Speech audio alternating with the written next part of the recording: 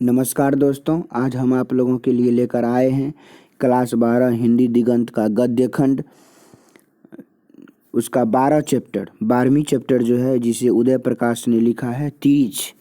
तिरिच को लिखा है किसने? उदय प्रकाश ने। तिरिच जो होता है वह एक प्रकार का जीव होता है और ये जहरीला जीव होता है, सांप से भी ज़्यादा जहरीला होता है तिरिच। खैर, हम लोग आगे चैप्टर में पढ़ेंगे। तो इस चैप्टर का 30 जिसे उदय प्रकाश ने लिखा है, उनका पहला क्वेश्चन को हम लोग आज सीखेंगे।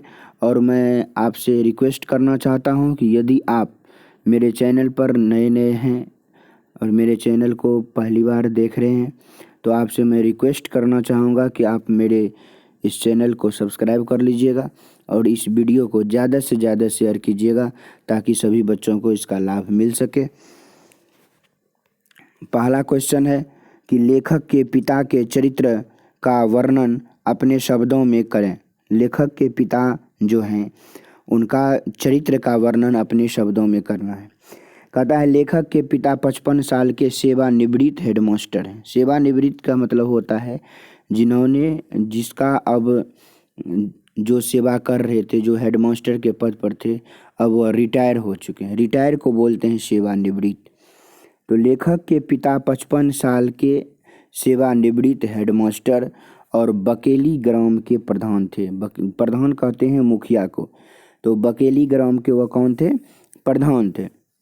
कहा जाता है कि लेखक के जो पिता थे वो बहुत ही कम बोलने वाले जिसे मितभाषी कहते हैं, मितभाषी थे और संवेदनशील व्यक्ति थे। अपने जिम्मेदारियों के प्रति एक सजग प्रहरी था, रक्षक के भांति कार्य करता था। कहता उनकी जो जिम्मेदारी थी, उनकी जिम्मेदारी को वह बखूबी निभाते थे, अपने जिम्मेदारी को वह रक्षा करते थे एवं संकोची स्वभाव के थे, संकोच में पड़ जाते थे, संकोची स्वभाव के थे। तो आपने सुना कि लेखक के पिता मितभाषी हैं, संवेदनशील हैं, जिम्मेदारियों के प्रति उनकी रक्षा है और उसी के भांति वह कार्य भी करता है एवं वह संकोची स्वभाव के हैं। वह बकेली ग्राम के प्रधान भी हैं, 55 साल के सेवानिवृत्त हेडमास्टर हैं। तो यही लेखक के पिता के चरित्र का वर्णन है कि लेखक के पिता 55 साल के सेवानिवृत्त हेडमास्टर हैं और बकेली ग्राम के प्रधान थे।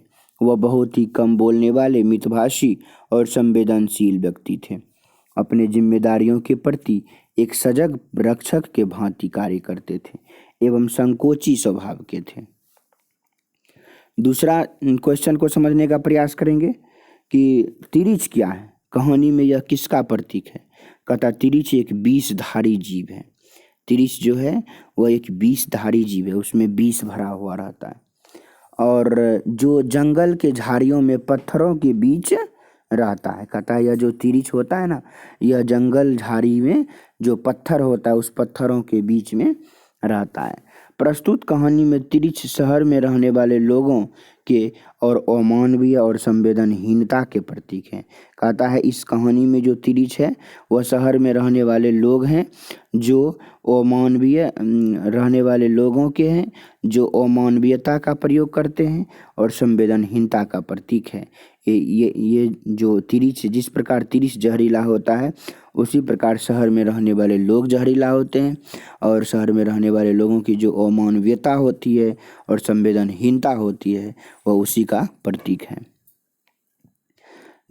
तिरिच को